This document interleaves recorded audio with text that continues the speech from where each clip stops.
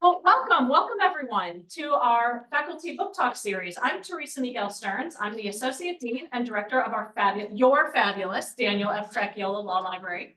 It is my distinct pleasure to welcome you to this very special Law Library book talk with Professor Susie Salmon and with Professor Bryan Schwartz to discuss Professor Salmon's new book, A Short and Happy Guide to Moot Court. So Professor Salmon is the director of our legal writing, and she is clinical professor of law here at the University of Arizona. And she also coaches the College of Law's ABA National Appellate Advocacy Competition teams. In fact, she was traveling over the weekend. Yeah. And she supervises the Writing Fellow program. Professor Salmon's scholarship explores how longstanding practices and values in legal education affect access to justice, bias in the profession, and the legal profession as a whole. Her recent scholarship also examines the role of rhetoric in the law school curriculum and its potential impact on lawyer and law student well-being. A nationally recognized expert on Moot Court, Professor Salmon co-authored the Legal Writing Institute's Moot Court Advisor's Handbook. She has also written a popular monthly column on legal writing, quote, The Legal Word, quote, in Arizona Attorney, the magazine of the State Bar of Arizona, and she frequently presents to local, national, and international audiences on issues related to legal writing and advocacy. Trained as a commercial litigator with 9 years of experience at large law firms in LA and Tucson, Professor Salmon remains active in the legal community, serving on the steering committee of the Southern Arizona chapter of the Arizona Women Lawyers Association and on the organization's state board. In fact, we all honored Susie at their annual luncheon just a short time ago. Professor Salmon remains an active member of the Arizona State Bar. She is also a leader in the national legal writing community, having served on the board of directors of the Association of Legal Writing Directors and the esteemed Legal Writing Institute. Professor Schwartz just joined our community this year. Welcome, Professor Schwartz. Professor Schwartz teaches in the College of Law's legal writing program as well. His scholarship focuses primarily on emerging issues in criminal law, legal writing, and oral advocacy. Professor Schwartz is a graduate of the University of Redlands and UNLV William S. Boyd School of Law. He clerked for Chief Justice Mark Gibbons on the Nevada Supreme Court and practiced as a criminal prosecutor for the Clark County District Attorney's Office. Prior to joining us here at the Arizona College of Law, he taught as an adjunct at UNLV and as a visiting professor at George Washington Law School. So please, again, join me in welcoming Professors Salmon and Schwartz for today's book talk.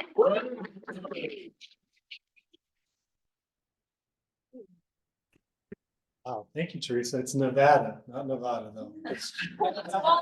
Moving forward. Oh, sorry about. All right, Professor Salmon. Why don't you share with us how you first became involved in Moot Court and some of the different roles you've had in Moot Court? Sure. So when I was a law student, I actually competed on the Jessup International Law Moot Court team.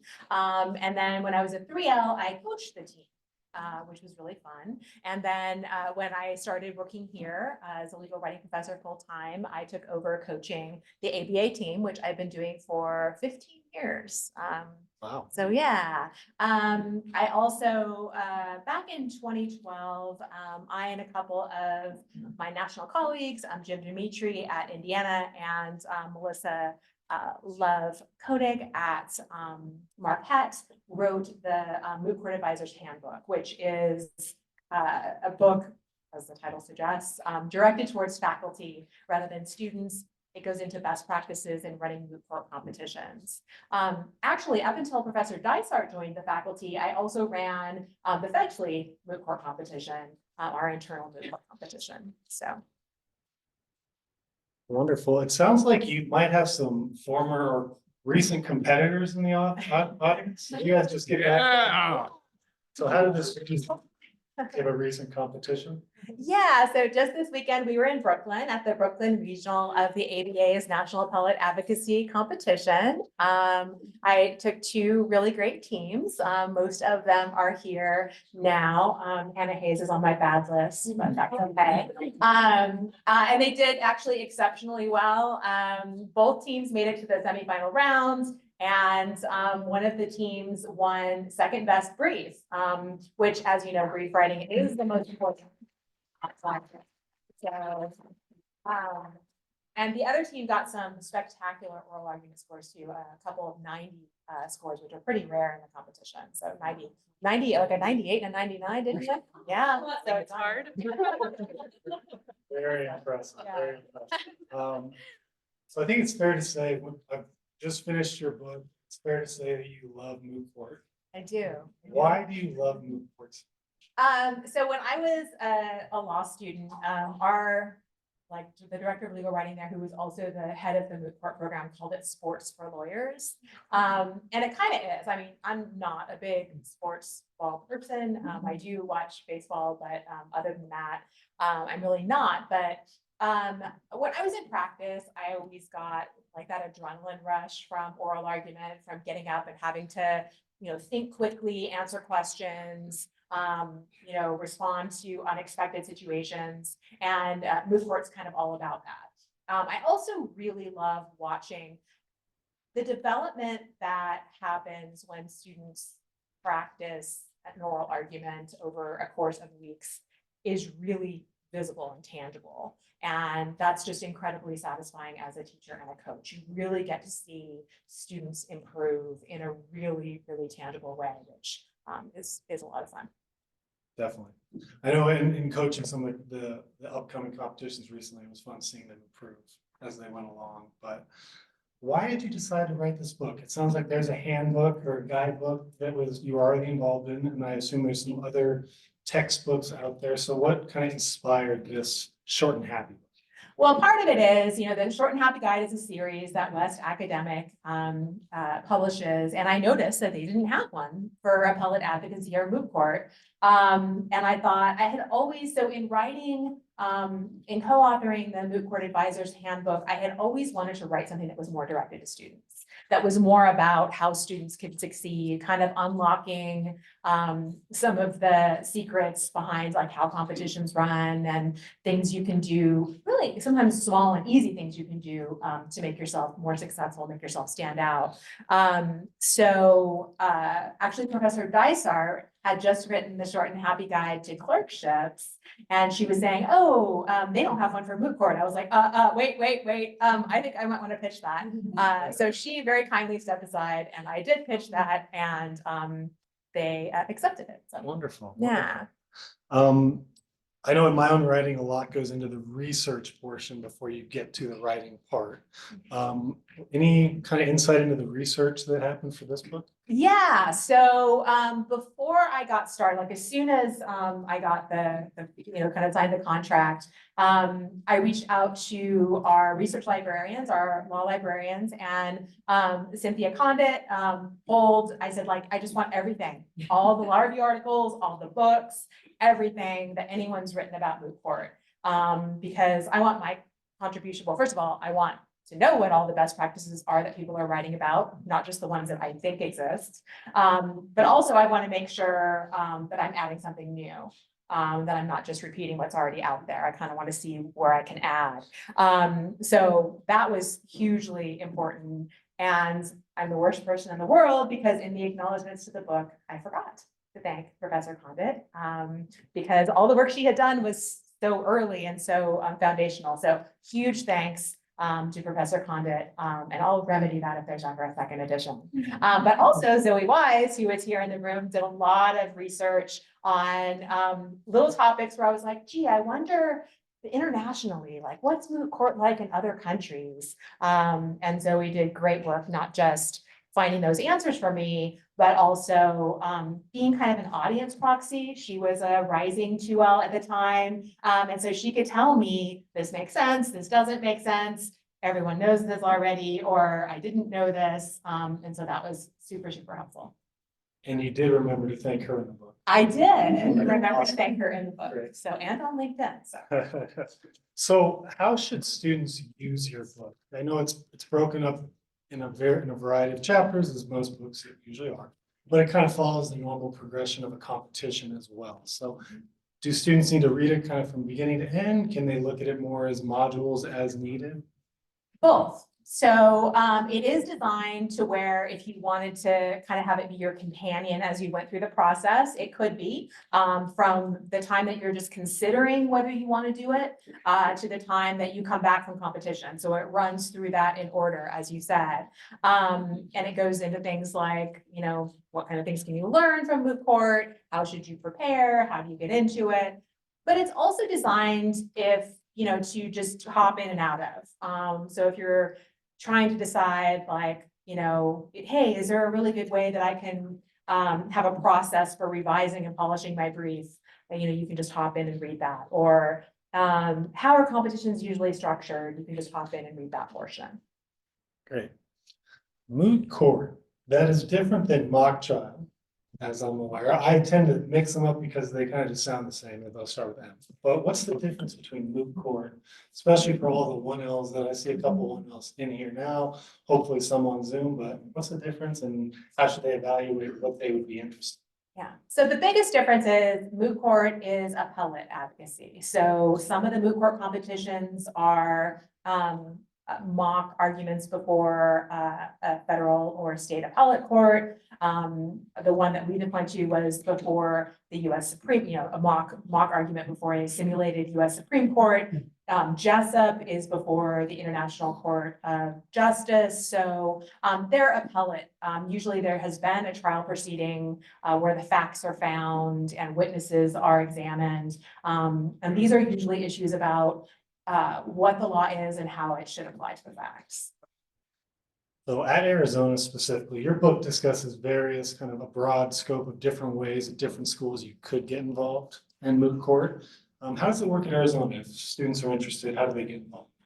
It depends on the competition to some extent. I will say that if you're interested in Moot Court, the most important thing you can do is take advanced legal writing.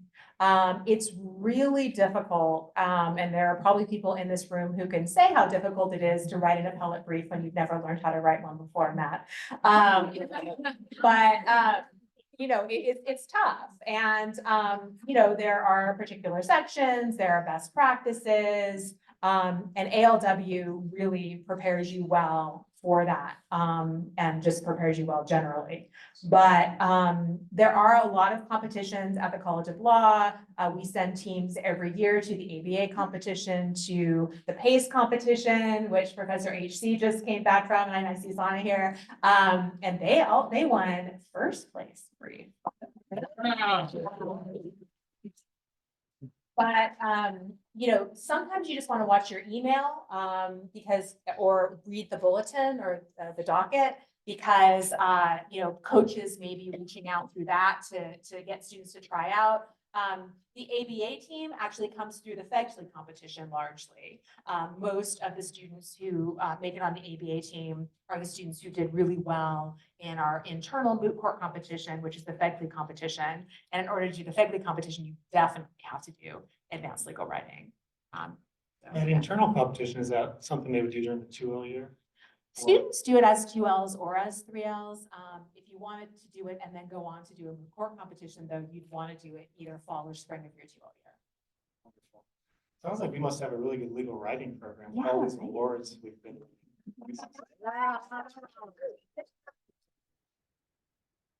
Okay, so students are, they can tell, let's go, Matt, let's go. Let's go. And really good writing. Is that what we Yes. Excellent, excellent. What are some other considerations when thinking about Moot Court? I mean, one thing that came across very clearly in the book is that it's a lot of work, a lot of time commitment to it. What advice would you have for students that are trying to see if they have enough time to juggle that? A few things. One is that lawyers also have to juggle a lot of different responsibilities. So it's kind of good practice when you're in law school and the stakes are much lower to kind of practice juggling a bunch of different things. Most of the students who've been on my teams who've been really successful have juggled Moot Court with law review, with clinics, with law review and clinics, with a lot of different things. So it's definitely doable.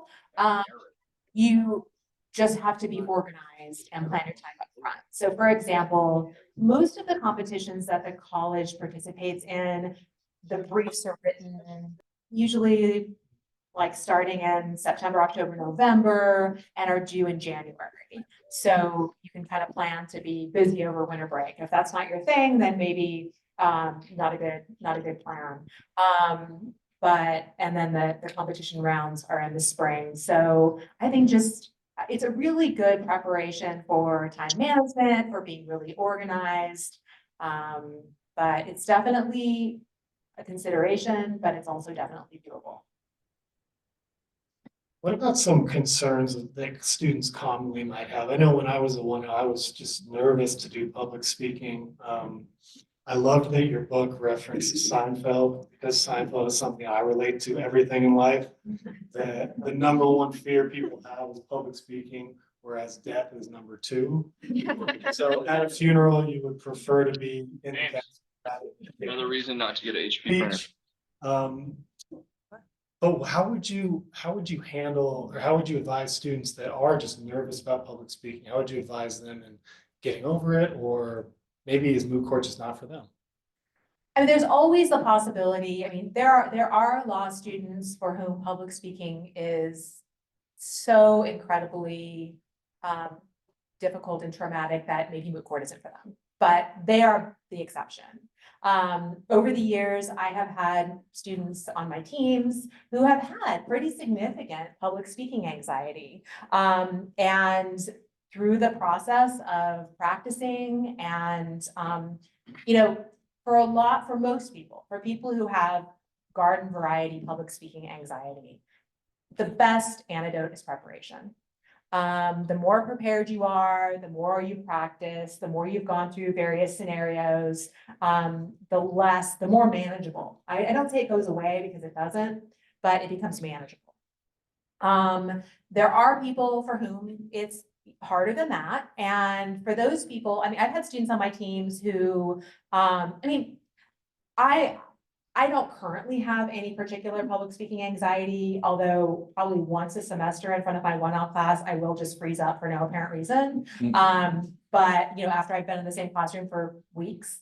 But when I was in high school, I was used as an example by the public speaking teacher as someone who had terrible public speaking anxiety. I ran for a student body office for student government, and I trembled and my voice shook through my entire speech. So just because you have public speaking anxiety at one point in your life doesn't mean you can't get to a point where you don't. I had one student on my team who had tremendous public speaking anxiety, and she did the team, she went through the competition, she did well. She's now a trial lawyer. So, Moot Court can be a way to work through it, where the stakes are more manageable, and to get to a point where you can go to court, but she's literally in court every single day. So I really appreciated in the book that you acknowledge that you still get nervous public speaking, and I assume most lawyers, professors still get nervous. I get nervous.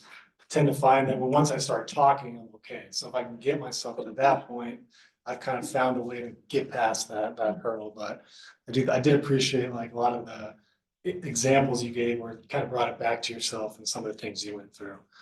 You mentioned high school. Are there any other Moot Court, we'll call Moot Court myths, where if you didn't do some type of public speaking in high school or college, you're not suited for this, you didn't do debate? Is there anything that certainly they would correlate, but do sports have any relevance in Moot Court? Well, those are kind of a lot of things to talk about, but any other things that you could address for that? yeah, I think sports can be helpful, because in sports you have to be coachable, right? You have to take feedback. In sports, you have to caveat, I did no sports, so. But I think it's really useful, you experience disappointment, you experience bad calls, which bad calls definitely happen in Moot Court. And you kind of learn how to play through that. So that definitely is relevant experience. In terms of, things like debate, mock trial, all of that can be helpful, but it's not necessary. You can definitely come into the Moot Court experience. I mean, we practice for weeks and weeks and weeks and weeks. And by the time you make it to a Moot Court team, you've done an oral argument in your 1L class, you've potentially done oral arguments in advanced legal writing. You can learn what you need to know without having any past experience. Wonderful.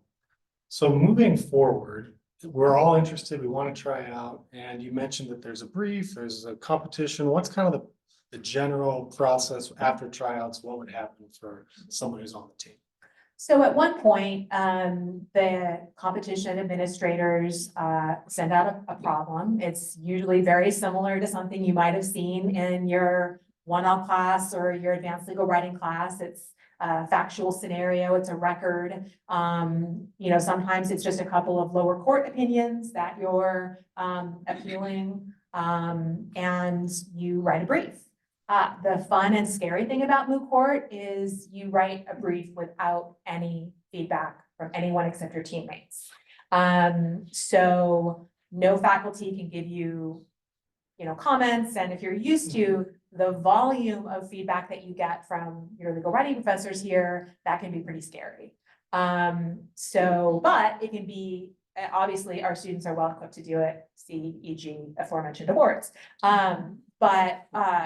You work with your teammates, you divide the responsibilities, and you write a brief, and then you practice for several weeks, ideally, frequently, and then you go to the competition and you argue against students from other schools and you beat them.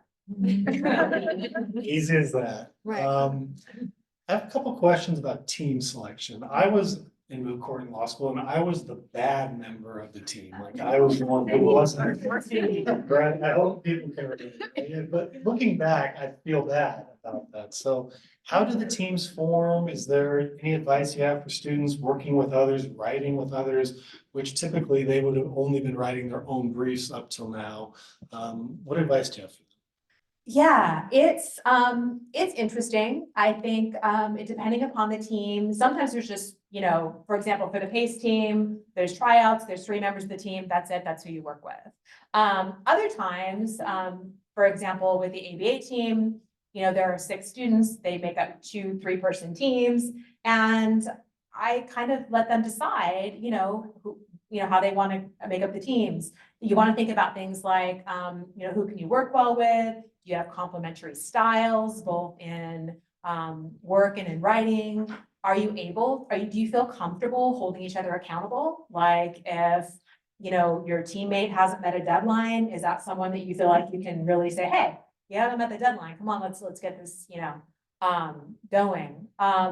You also have to kind of be reflective, with yourself and realize, there are many times, this is probably the first time, one of the first times in law school, other than maybe if you're in a team-based learning class, but that's a very small fraction of your grade, where your actions are going to have really significant consequences for someone else. And that's, I think, a good experience to have. You mentioned the different competitions, PACE, Jessup. What goes into what should the students consider when picking a competition? For instance, Jessup, I also helped judge, and it's an international law, and I was in another world. But so what advice do you have for competition selection? Yeah. Or do you just pick whatever the best location? New York City. Well, location is sometimes important. I would say, look at the competition schedule and think about your schedule. Like we talked about time management. Is this something that's feasible in terms of when the work has to be done? The topic, if you're really, really interested in environmental law, that's the field you want to go into. Moot Court is one of the best ways to get a deep understanding of a particular legal issue because you live with it for months and months and months. With most competitions, after you write your brief and submit your brief, you get to read all the other team briefs. So you learn a ton of and a ton of depth about those. And then you get the judges who come in and ask you questions and you learn still more. So if you're really interested in public international law, Jessup's great. If you're really interested in environmental law, PACE is great. But irrespective of the subject matter, you learn a ton about oral advocacy, about brief writing. Jessup is interesting because, which I did not know before I competed on the Jessup team, but in international law, there's no binding case law. It's all based on treaties and conventions. And so not only do you have to argue what the law is or should be and how it applies to your facts, but you have to find law that actually required, and you have to argue why this particular law should be followed. So that's a really interesting thing. It was, and there's interesting titles for the judges. In the international Yes, it's much more ceremonial. Threw me off. Yeah. Yes. We've talked a lot about the brief, how important it is, but thinking about moot court in general, you think about the oral argument. So how important is the brief and the overall score? And if students really aren't that interested in writing, can they just kind of be there for the oral argument? Okay, so as far as I know, any of the teams I've been involved with, you never can just do the oral argument. You always have to be involved with the brief. And there are good reasons for that. Researching and writing the brief is what gives you the knowledge you need to be an effective oral advocate. You can have the best speaking style in the world, but if in the moment you can't reach back in your mind and find the best answer to a question that you haven't anticipated, then you're not going to be successful. So generally, and in the real world, very seldom would you argue a brief that you didn't write. It happens, but very seldom. In the competitions, most competitions have the brief be a percentage of your oral argument round score. So for example, in the ABA competition, in the first 3 rounds, the brief is a third of your score. So it can really help you or it can really hurt you. And it can be difficult, as in life, where most cases are decided on the briefs. It can be really difficult to overcome a poor brief. Moving from the brief portion of the tournament preparation to the oral argument preparation, I'd say like the second half of what you're going to be working on. Is it fairly similar to the experience the students will get as 1Ls here, where they argue their trial brief to a judge, or is it a little bit different than that? I have to think about that. I mean, it's similar in some ways, but depending on the competition. So I mean, one big difference is that you're arguing with a teammate usually. Depending upon the competition, you may divide the issues, one issue, one person argues, one issue, another person argues. I know the PACE competition has a complicated thing where there are multiple issues, and depending on if you're on or off brief, you may be in a round, you may only argue certain issues. So that part's different. You divide things and you divide the time. It's usually before a panel of judges rather than in our legal writing class. It's just a single professor that you're arguing in front of usually. So you could just be you could have this happens, and it happens in the US Supreme Court. You have judges interrupting each other to ask you questions, and then you have to keep track of who's asked what and make sure you've answered everyone's questions. So that can be different. And I know in my experience, the questions were the part that gave me the most anxiety in preparation for it. So is there a way to really prepare for all the questions, or, do you just get to a point where you're comfortable kind of thinking on your feet about any kind of question you might get, or what advice do you have for students about that? Well, again, preparation. We have most of our teams in preparing to a greater or lesser extent do a lot of practicing in simulated competition conditions. And in moot court competitions, in most of the rounds, the judges are usually just random local attorneys that the competition administrators know. You know, they come back and judge the competition year after year. So when our students practice, they practice before local attorneys. Often they're people who are former team members who are now in practice. We also bring in faculty to judge. Obviously, you've judged a number of times. So one of the ways that you prepare for questions is they're asking random questions because they're kind of the same type of people you're going to get at competition. They're asking very similar questions.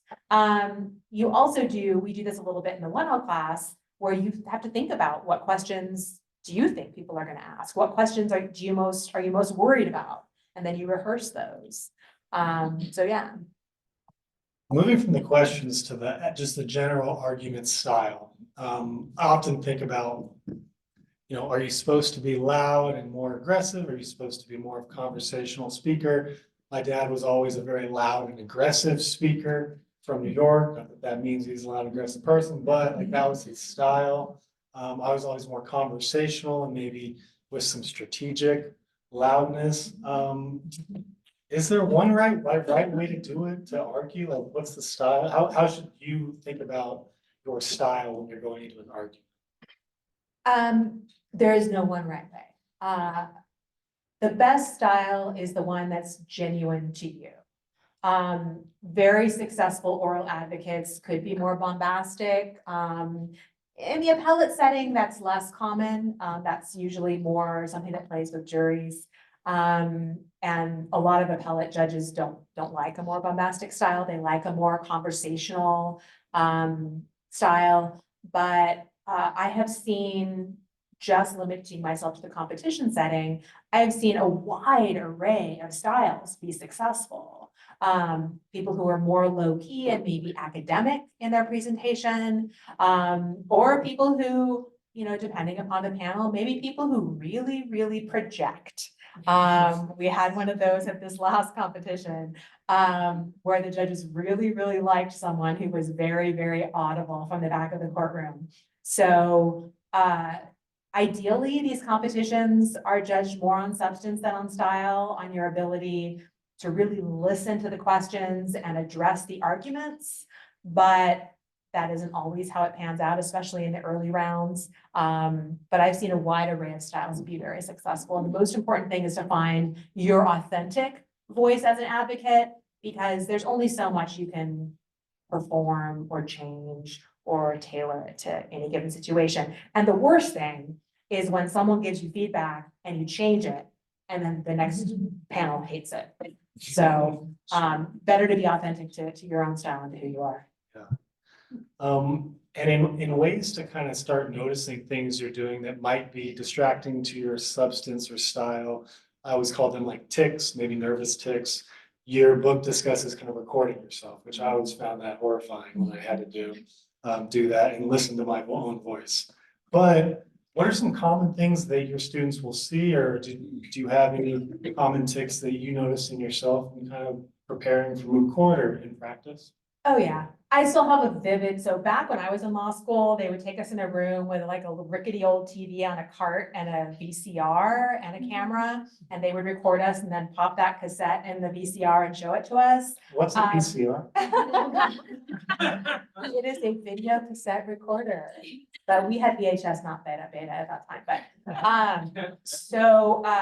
and I remember I was a 1L.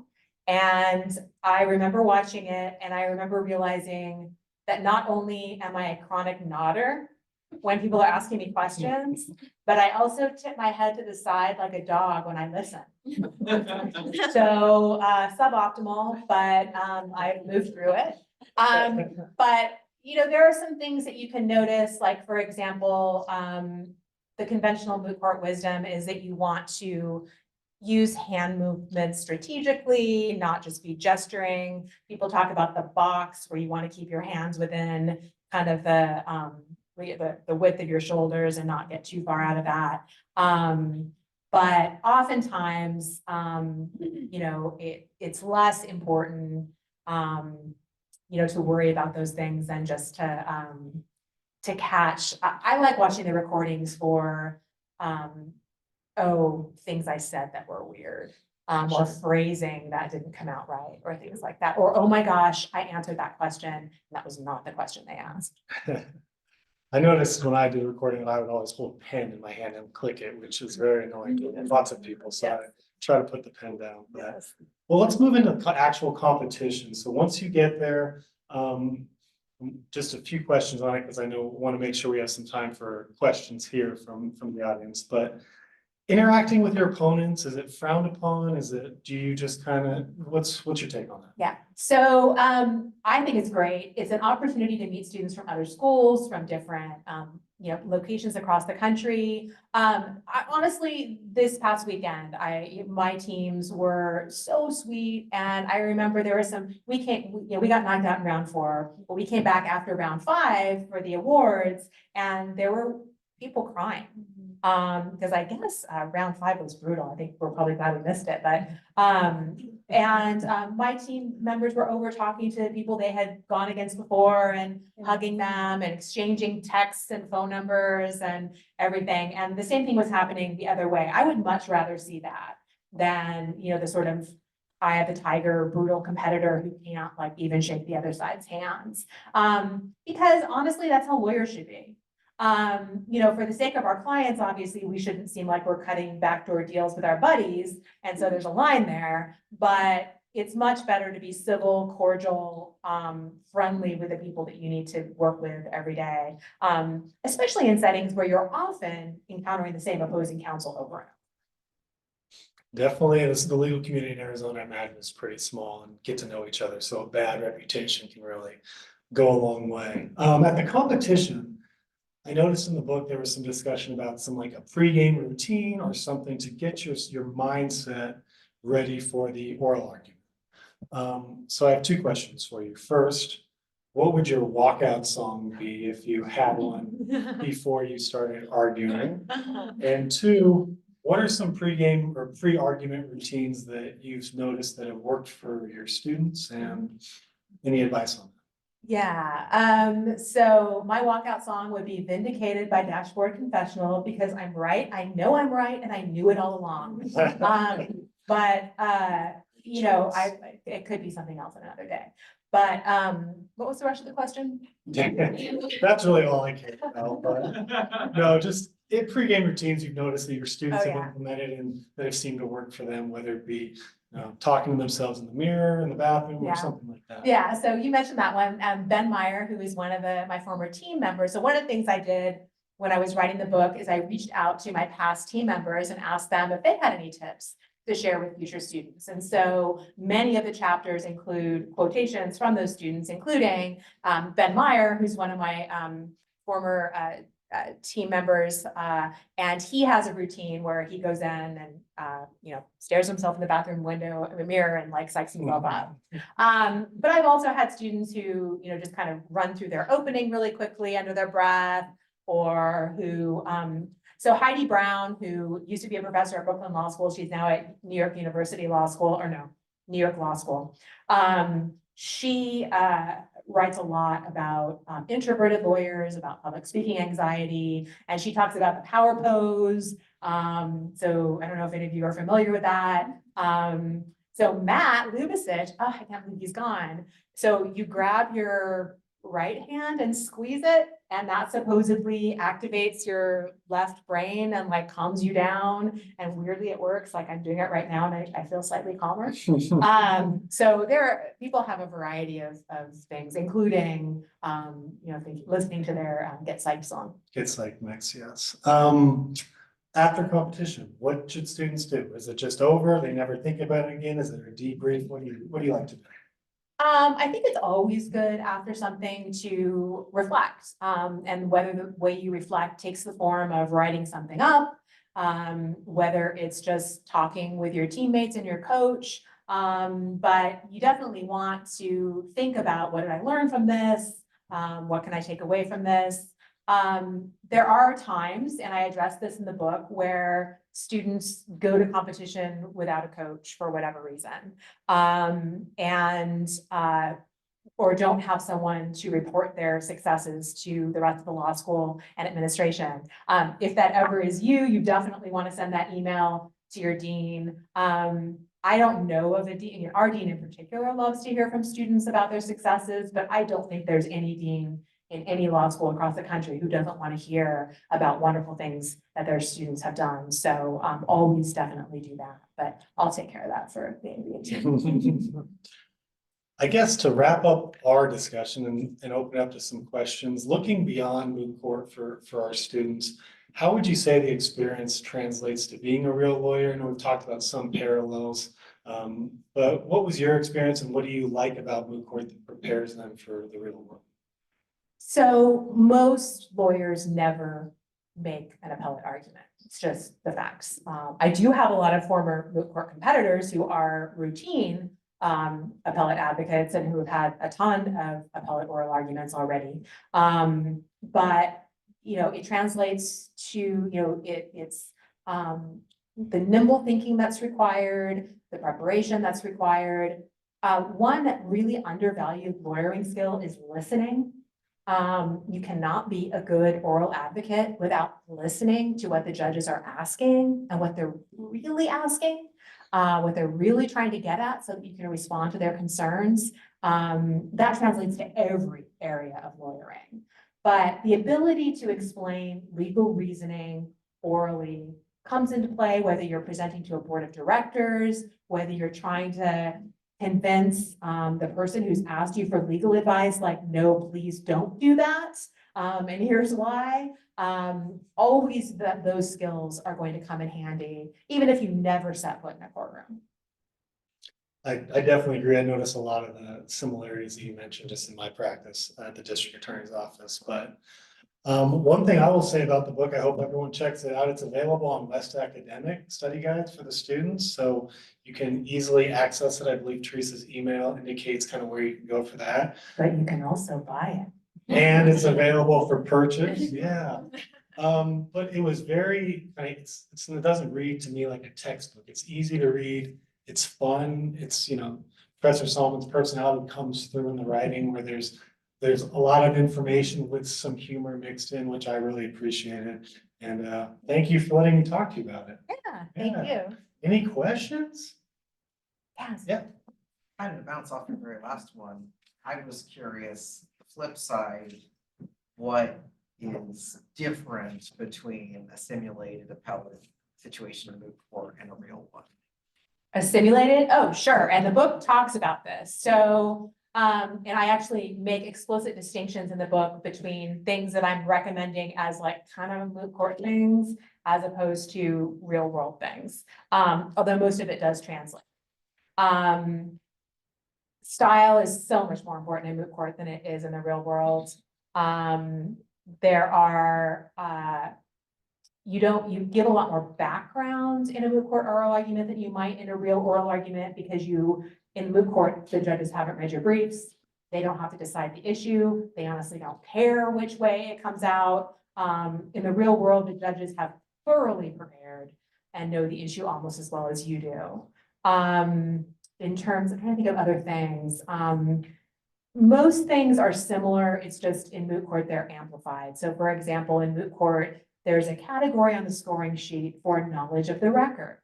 So a tricky way to get points for that is to have some record sites that you plan to just drop in there. In a real oral argument, you might never cite to anything.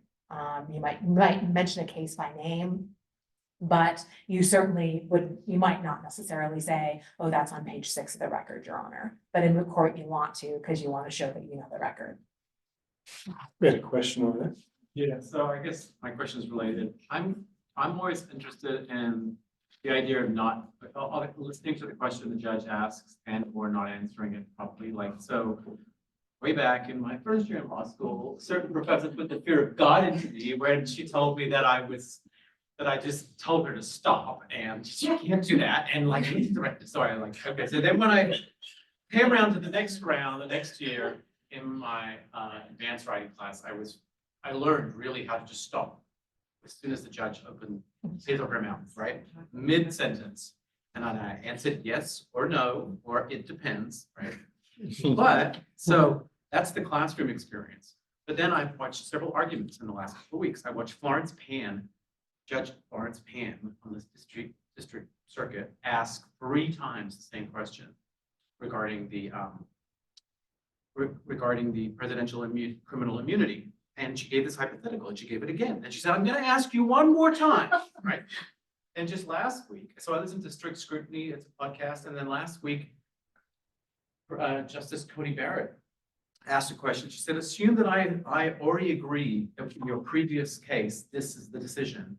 What's gonna happen? And then the attorney for the opposing counsel just answered something totally different. I said, I'm gonna come to your question later, but can I answer my question now? Which wasn't even, like it wasn't, there was no question. They just created a question, right? And then, and I was just like, this is wrong. You're going to fail in your oral argument. Yeah. So like, it's sort of flipping what we just heard. Like, it seems the reverse. Like in real life, it seems like, and also when we had the Ninth Right. Circuit argument here, Mhm. right? Judge Desai Mhm. asked 3 times, I want an answer to my question. Yeah, so and how did that go for that lawyer? Not well. Not so well. Yeah, So So- what is the real world? the real world is, deference is extremely important. And answering the judge's question is extremely important. And you will get judges who get really irked. When you don't answer their question, it's a waste of everyone's time. You may have a different place you want to go with your argument. But I always tell my students, don't say I'm gonna get to that in my second issue, right? No, you answer it right away. And even if in competition, I mentioned that you may have student A who argues issue 1, student B argues issue 2. If those judges ask student, A about issue 2, that student had better give a quick answer and then say, my co-counsel will address that more fully. But deference in addressing the arguments is extremely important and has consequences, even if not to the case, because hopefully they're deciding the case on the law and the issues. It does for that attorney's reputation. And their reputation, especially in front of the US Supreme Court, where it's a very small group of attorneys that appears before the court over and over. Oh, Diana, I have a 2-part question. Oh. But the 2 parts are not related. okay, I'll try and keep track. Okay, so try to keep track. So the first question is, I think I've been saying, since I came out of the womb. And I remember attending some student organization group years ago where you had to put a quarter in a jar each time you said, And I also, as a lawyer, would get the transcript rack and see all the that I said. So what is your advice, and do the judges in the court care about all the So that's part 1. Part 2 is, you've told me in the past you can't edit or help with the briefs at all. So how does that go? Do you just give dirty looks if you see an argument that, do you roll your eye? Like, how do you let students know if they're kind of going off track? So I'll answer the first question first in terms of is not the worst thing in the world. However, when moot court judges don't know what to talk about, they'll talk about If it is distracting and it interrupts the flow, but we've had some people who are universally acknowledged to be great speakers who say President Obama was a big No one ever said he was a bad speaker. So I say all the time, which my mom always points out, but hopefully she's not watching right now. But second, and ways to fix it are, I've had students, I actually had a student who was a big and finally the weekend before competition came back and had somehow eradicated all the I don't know what he did. He wouldn't tell me what he did, but he stopped using it. So I think one of the things is to listen to yourself. Another thing is to just have something else, like don't feel bad about dead air, don't feel bad about pausing. A lot of times people use because they want to buy time and they're afraid of being interrupted. So that is, in terms of the briefs, I do give feedback after the competition. They also get feedback during the oral arguments when we talk about what arguments don't work and what arguments don't make sense. They get feedback in the form of reading other team briefs and realizing, oh my goodness, that argument makes sense. This argument doesn't. Do I give them dirty looks? I mean, do I? These teams had wonderful briefs, so no. Well, unfortunately, we're out of time, but please join me in congratulating Professor Salmon on her new book.